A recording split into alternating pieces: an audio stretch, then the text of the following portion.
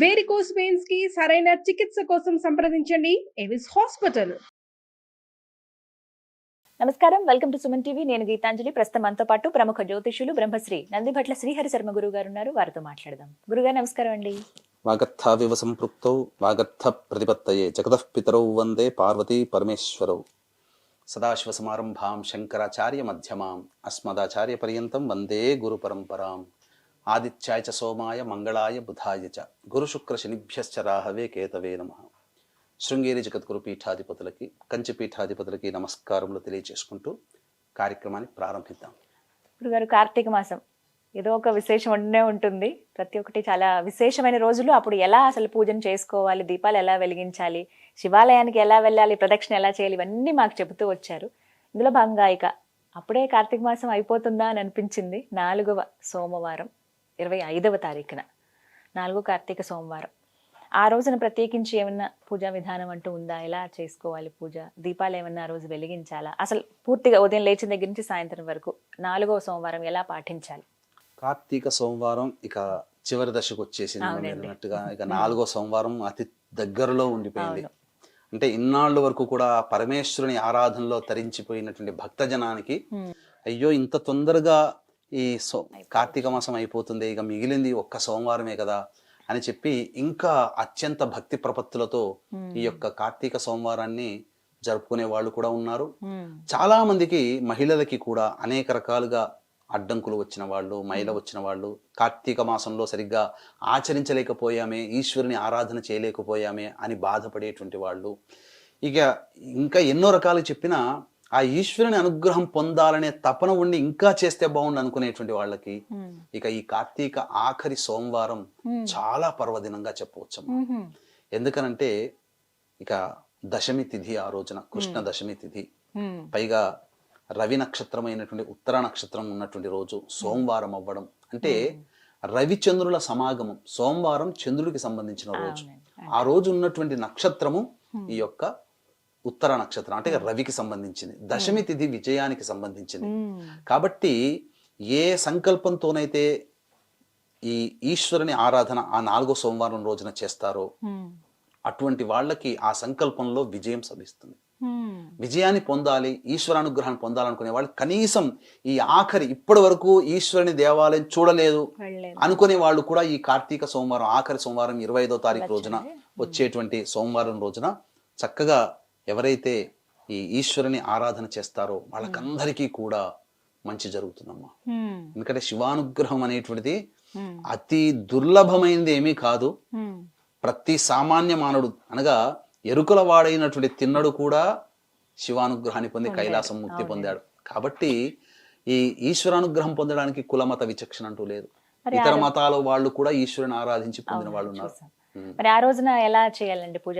ఒక చిన్న సందేహం అండి. కొంతమంది ఇప్పుడు ఆ రోజున ఉపవాసం ఉందాం అనుకున్నప్పుడు ఉదయం పూట వెళ్ళి దీపం వెలిగించేసి ఆ రోజంతా ఉపవాసం ఉంటారు. కొంతమంది లేదు, పొద్దునంతా ఉపవాసం ఉండి సాయంత్రం వెళ్ళి దీపం వెలిగిస్తారు. ఏది సరైన పద్ధతి? అలా ఉందా? మనకు శాస్త్రం ప్రకారం చెప్పబడి ఉన్నది ఏంటంటే ఉషః కాలము సంధ్యాకాలంలో ఖచ్చితంగా ఆ ఇంట్లో దీపారాధన చేయాల్సింది.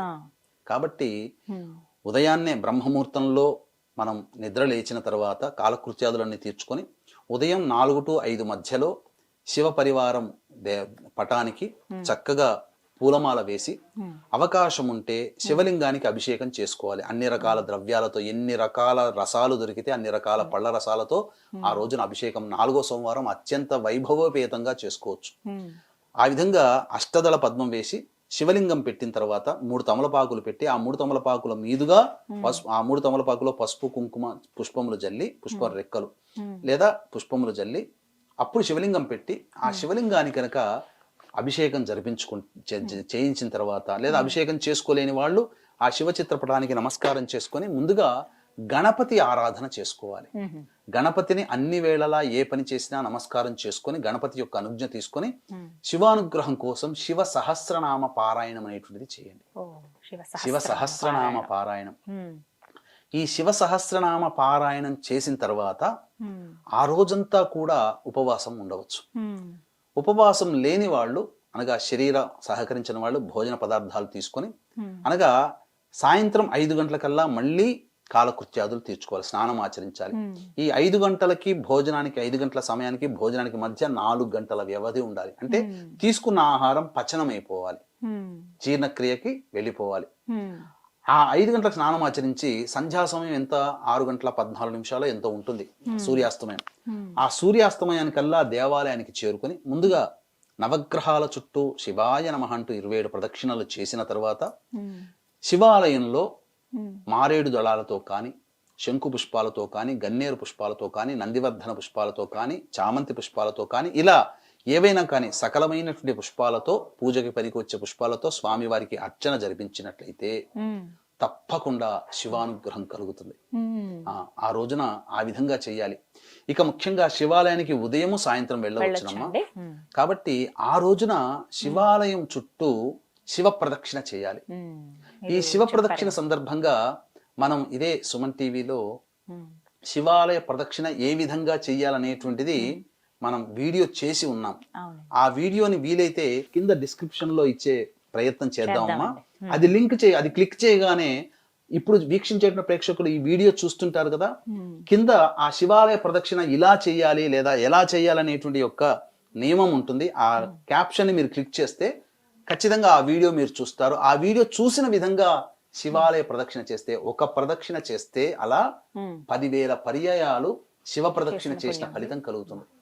కాబట్టి అత్యద్భుతమైనటువంటి మహిమాన్వితమైనటువంటి ఈ శివ ప్రదక్షిణని ఖచ్చితంగా తక్కువలో తక్కువ కాకుండా 9 ప్రదక్షిణలు చేయాలి.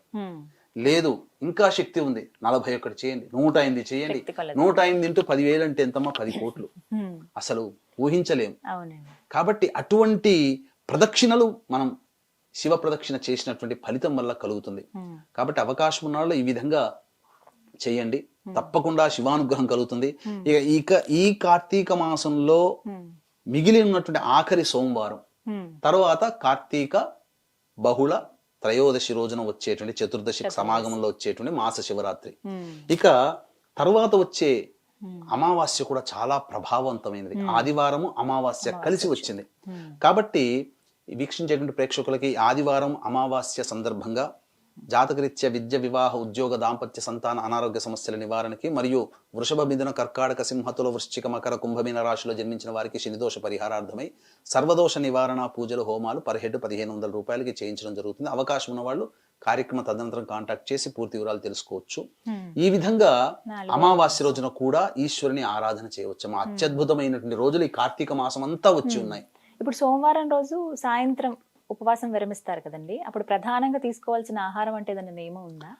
ఉపవాసాన్ని విరమించేటప్పుడు ఒకసారి శివాలయంలో అర్చన జరిపించుకున్న తర్వాత చంద్రుడికి నమస్కారం చేసుకొని ఇంటికి వచ్చి అభ్యాగతులకు ఎవరికైనా భోజన పదార్థాలు అందించి తాను భోజనం చేయవచ్చు. అన్నం అవి తినవచ్చు. ఉపవాసాన్ని విరమించేటప్పుడు లేదు, పూర్తిగా నక్తవ్రతాన్ని ఆచరించాలనుకునే వాళ్ళు ఆ రోజు ఈశ్వరునికి పెట్టినటువంటి నైవేద్యాన్ని భోజించవచ్చు. ఇంకా చెప్పాలి అని అంటే ఈ సూర్యాస్తమయ సమయంలో ఎవరైతే ఈశ్వరుడికి అన్నాభిషేకము జరుపుతారో ఆ అన్నాభిషేకం జరిపినటువంటి పదార్థాన్ని పడవేయకుండా కుటుంబ సభ్యులందరూ కూడా భోజనంగా స్వీకరించవచ్చు. తప్పు లేదమ్మా. అన్నాభిషేకం సర్వదా శ్రేష్టకరం. ఇంట్లోనే చేసుకోవచ్చు. అలా అన్నాభిషేకం చేస్తున్నప్పుడు ఏం పఠించాలి?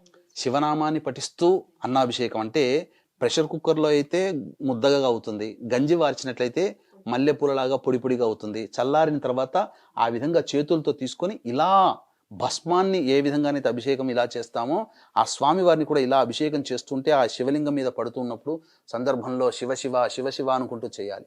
ఈ విధంగా శివాభిషేకము ఈ విధంగా చేయడం వల్ల ఈశ్వరుని యొక్క సంపూర్ణమైనటువంటి అనుగ్రహం కలుగుతుంది. ఎందుకంటే కలియుగే అన్నగత ప్రాణః అంటే మానవుడి జీవితం అంతా కూడా అన్నం మీద ఆధారపడి ఉంటుంది. అటువంటి నా జీవానికి, నా యొక్క జీవితానికి ఆధారభూతమైనటువంటి అన్నాన్నే నీకు సమర్పిస్తున్నాం. ఎందుకంటే అంత మూఢభక్తి ఇప్పుడు ఎవరికి లేదుగా. పూర్వకాలంలో విన్నాం, శరీరాన్ని త్యాగం చేసి శిరస్సుని త్యాగం చేశారు విక్రమాదిత్యుడు అని చెప్పి. అటువంటిది కానీ అటువంటి త్యాగం మనం చేయలేమమ్మా. అటువంటి త్యాగం చేయలేనప్పుడు దానితో సమానమైనటువంటిది ఏంటి? కలియుగే అన్నగత ప్రాణః. ఆ అన్నాన్ని అనగా భావన చేస్తూ నా ప్రాణాన్ని నీకు సమర్పిస్తున్నాను మహానుభావ, స్వీకరించు, నన్ను అనుగ్రహించు అని చెబుతూ ఆ శివాభిషేకం గనక ఆ అన్నముతో గనక చేసినట్లయితే ఆ ఈశ్వరుడు సర్వదా సంతోషిస్తాడు. మనల్ని కంటికి రెప్పలాగా ఆ యొక్క శివానుగ్రహం మనం వెంటాడుతుంది. కాబట్టి మనకు అపకారం చేయాల్సినటువంటి వ్యక్తికి కూడా ఆ శివానుగ్రహ ప్రభావం వల్ల ఆ అపకారం తొలగిపోతుందని అంటే కేవలం వ్యక్తే కాదమ్మా, మనల్ని జాతకరీత్యా మన జీవితంలో ఎదురయ్యేటువంటి దుర్ఘటనలు కూడా ఆ దుర్ఘటనలో శివానుగ్రహం చేరడం చేత అవి దుర్ఘటనలు దూరం అయిపోతాయి. కాబట్టి అటువంటి జాతకంలో ఉండే దోషాన్ని కూడా తొలగించుకుపోయేటువంటి శివానుగ్రహాన్ని ఈ విధంగా ఎవరైతే చేస్తారో వాళ్ళకందరికీ కూడా సర్వదా శుభముగా ఉంటారని చెప్పడంలో ఏమాత్రం సందేహం లేదమ్మా. చక్కగా వివరించారు గురుగారు. నమస్కారం అండి. సర్వం శ్రీ ఉమామహేశ్వర పరబ్రహ్మార్పణమస్తు.